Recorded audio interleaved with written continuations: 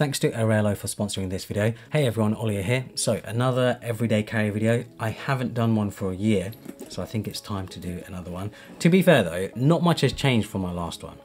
Most of the things are actually pretty much the same, but I know there's a lot of new viewers to the channel, so I wanted to go through my current everyday carry. So the first item we have here is the ULX Sling Bag. Full disclosure, this is a product from my own store, but yeah, I've been using it to basically just carry around whatever I need to carry around, especially when it comes to like camera gear, iPad and things like that. This pretty much sticks with me most of the time when I'm going somewhere, when I'm going on holiday especially, this is always with me. And yeah, it's actually deceivingly large. You'd be quite surprised at how much you can fit in here. It has two pockets, one slim outer zip pocket where you can put sort of things that you need quick access to, and then it has one main large compartment inside. Inside there is also another zipper pocket, and there are two sort of compartments for organizing your things. And of course, like I said, there's the one main large compartment. It's made from a sort of canvasy material, it's water resistant, and yeah, for everyday stuff, it really is perfect. I feel like the size of it as well, it's sort of not too big but not too small. It's sort of in between. I'd say it's a medium size sling bag, and yeah, it's quite multi-purpose. Even though right now I have my camera and my lens in here, I can obviously switch those out to whatever I need to. I like how versatile this bag is. So if we look at what's inside the bag, we have my Sony a7C, we have a lens for my Sony a7C, we also have iPad mini, and I have a Belkin power bank for my iPhone. So this is the Sony a7C. This is the camera that I carry around, especially when I go on holiday, when I travel. This is the main camera that I use. To be honest though, I am using it a little bit less because of the iPhone 14 Pro. But when I want to take pictures, when I'm traveling, especially when I'm traveling, I love to have a dedicated camera so I can take very high quality pictures. And yeah, this is perfect. I absolutely love the size of it. It's really compact, it's a really small camera, full frame camera. And then my favorite, well, I say favorite lens, these two are my favorite lenses. These two are the ones that I use. But I'd say out of these two, this is my favorite lens, the 35mm 1.8. The most important thing for me is keeping a compact setup. I don't want to carry around something too bulky, too heavy. And yeah, this can easily be one-handed, no problem. I have a strap on it as well from Incase. Because I'm in the Sony ecosystem as well, it just makes sense to stick with Sony. I use Sony for video, I use Sony for photos. So having all the lenses work across all of my cameras, yeah, it's great. Like I feel like I'd be silly to go with something else. I have obviously considered Fuji, I have considered Leica. I really like the Leica Q2, but I don't really have any way to justify purchasing a Leica Q2, to be honest, mainly because this is as close as you can get to a Leica Q2, even though it's a bit larger sort of that way, but I'd say the rest of it is actually a similar sort of size. The picture quality is, I think that's up for debate really. I do like the sort of Leica look that people like to say, that people like to go for, but I edit my pictures quite a lot anyway. You know, I do quite a lot of editing, I apply my own presets and stuff. So that's the main reason why I haven't really jumped to getting a Leica Q2. And also, because it's such an expensive camera, it's like 5 grand, 4 grand. Yeah, I'd be worried about sort of carrying that around with me on holiday, because if that thing breaks, that's going to be expensive to repair. The other lens that I have is the 28-200 Tamron. This is an incredible lens. Like, I'm really surprised that this lens even exists in this sort of form factor, in this size, because you have 28 on the wide end, which is quite wide, but then 200 on the other end. 200 in a lens this compact is amazing. Obviously, the aperture does suffer, but because I mainly use this outside in the daytime, it's really not an issue. I love the pictures this thing produces at 200. That compression that you get from shooting at 200 is really nice. The camera itself though can take some phenomenal pictures. From the few times that I've traveled over the last year, the pictures that come out of this thing, I'm just so happy with them. It's just a really good way to document my travels, because part of the reason why I like to travel is to take pictures as well. So yeah, absolutely love this setup. I absolutely love this camera. When Fuji do release an X100 update, so right now we have the X100V, if they do release an updated version, I will most likely purchase it just to have as another camera. But we'll see about that. Right now, Sony a7C is my main photography camera, and yeah, it produces some incredible pictures. Next up, we have the iPad mini. So the iPad mini is actually my favorite iPad, mainly because of the size. I really like the size of this iPad. I have the M1 iPad Pro, I have the M2 iPad Pro, I have the normal iPad as well. But this is the iPad that I keep going back to when it comes to traveling because of the form factor.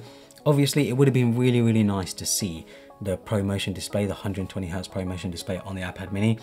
But at the same time, it's not really a big deal for me personally, because my iPad mini acts as a sort of media consumption device. I'm not using it with the Apple Pencil that often, and I'm not using it to sort of go around the UI and do any sort of anything fancy basically. This is mainly just used for watching movies, watching TV shows, playing a few games here and there, and reading. And obviously, you know, the odd browsing, maybe the odd photo editing or whatever. For that sort of stuff, it is fantastic. It is an absolutely amazing device, and the compactness is really what sort of attracts me to this device. The case that I have on it is the Apple Folio case that I picked up from their store, just stuck on via magnets, which is really nice. It is quite thin though, so don't expect it to protect your iPad from any crazy drops and stuff, but for everyday use for me is perfect. You know, being able to sort of stand my iPad out when I want to watch a movie or whatever, having it sort of landscape down when I'm editing pictures or something like that. And what I also like to do is when I'm on a flight, I will actually put it in the sort of magazine pocket that you could say, and have the iPad in there, and then I can watch my movies without having the table out on my seat. So yeah, really useful case. Really love the iPad mini. It's definitely my favorite iPad right now. Thanks to Airalo for sponsoring this video. So I've actually been an Airalo user ever since I discovered it back in 2020. Airalo is an app that offers eSIMs for pretty much everywhere around the world. So if you're an avid traveler and don't want to pay high roaming fees, or just need mobile data on the go, this is the perfect service. It works with any device that supports an eSIM, which most modern devices do now, and needs to be network unlocked. That means no need to buy or carry around another physical SIM, which requires the pain and effort of switching them manually. Most devices that support eSIMs can support 2 SIMs at the same time, so you don't need to remove your regular SIM. So once you've downloaded the Airalo app, you can choose your destination and package. So I'm just going to choose United Kingdom just to make it easy. Choose the package, 1 GB of data for 7 days, buy now, complete order. Once you've completed your order, you need to install the eSIM, of course. Every device will be different, but I'm doing it here on an iPhone 14. Install eSIM. It will then guide you on how to install the eSIM. So we'll just do that. Next, install eSIM, continue. Add data plan, and there we are, ready to go. We can see at the top now we have the 4 bars showing that we have signal and that the SIM is working. You can choose from a variety of different plans to fit your requirements. So if you're going to be staying in one country, it's best to choose an eSIM for that location. But if you happen to be traveling between countries in one region, such as Europe or Asia, you can buy a regional SIM. Or if you need a global SIM, that's also available, covering you in many countries in different regions. This has been a lifesaver for me when I've been traveling, a lot more convenient than having to use physical SIMs. So if you're interested in Airalo, I'll leave a link to it down in the description below. Make sure to check it. The battery bank that I have right now is from Belkin. Nothing special, nothing too crazy. The reason why I chose this one is because 1, it's quite affordable. It's quite cheap for what it is. 2, it's actually one of the thinner ones of the battery banks, and because of the thinness of it, I can have it on the back of my phone and still have it in my pocket without it looking ridiculous with a big old bulge in my pocket. So yeah, great little battery bank. It does only do 7.5 watts, but again, that's enough for me. If you're looking for a thin battery bank to charge your iPhone via MagSafe, via magnets, I'd recommend this one. Next up, we have the iPhone 14 Pro. So I have the iPhone 14 Pro in space black, and I also have the Umber case on it from Apple. This is the official Umber case from Apple. I mean, it's basically saddle brown, right? And the case itself has actually held up really well. You can already see I've got a few dings on it. I've got a few scrapes on it. And yeah, it's done a good job of protecting my iPhone, especially because, you know, I do drop it now and then. I do scrape it here and there. Being able to protect my iPhone, I want to keep it fresh. I want to keep it clean looking. The only thing is with the brown case that it does mark up quite heavily around the edges. And over time, it can become darker and darker. Some people won't like that, but I actually like it. I like how it patinas over time. I like how it ages over time. And if you want it to actually get back to the rich orangey brown color, you can just clean it as well. You can use a leather cleaner and get it back to that. But I like it when it's a little bit used, actually. I think it looks pretty awesome.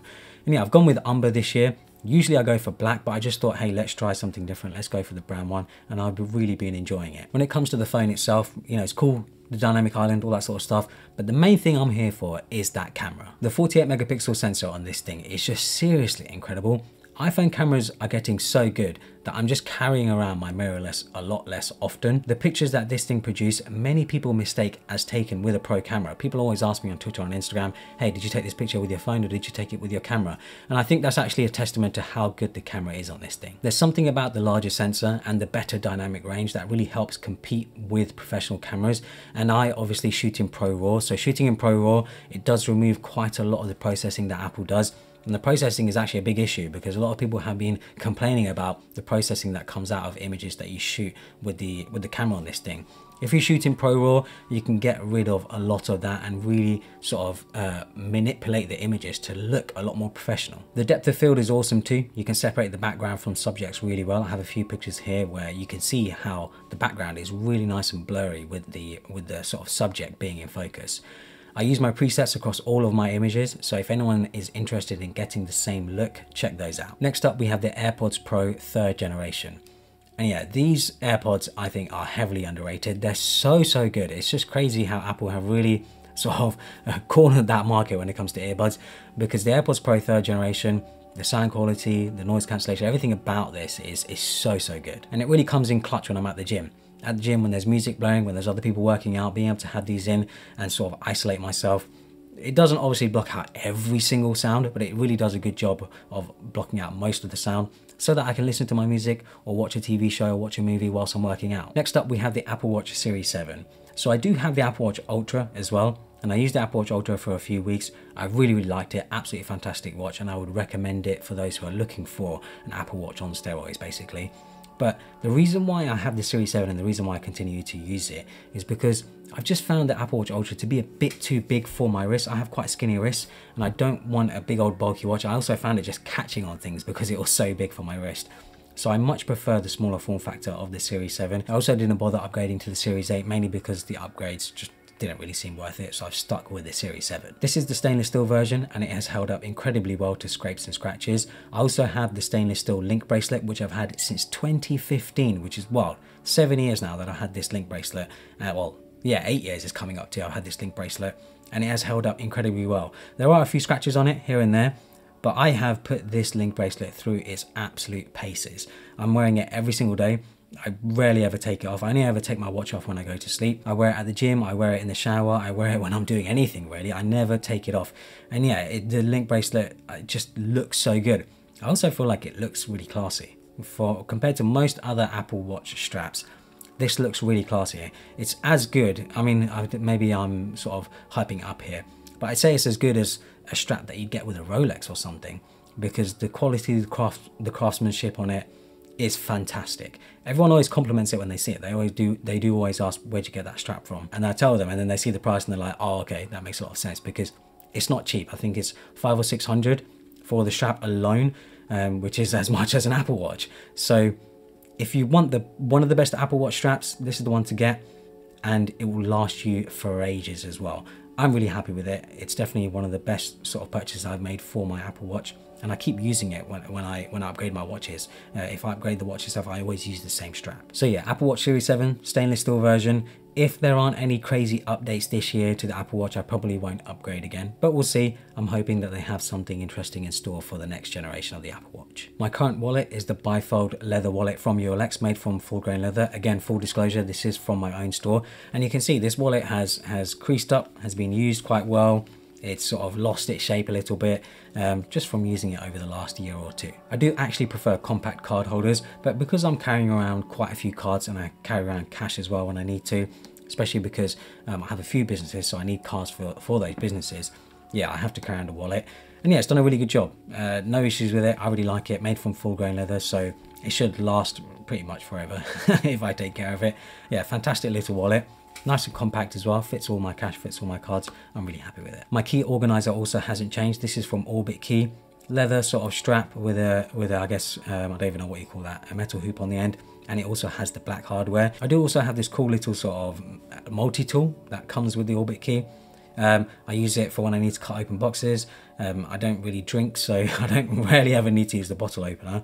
But yeah, just a cool little tool to have. It also acts as a screwdriver, actually. I forgot to say, it does have a flat head on the end. So yeah, just a cool little sort of key organizer. I really like it, does the job for me. And then finally, I have my glasses. These are from, where are they from? They're from Bailey Nelson. They're the Homer model. So yeah, black frame with silver arms on it.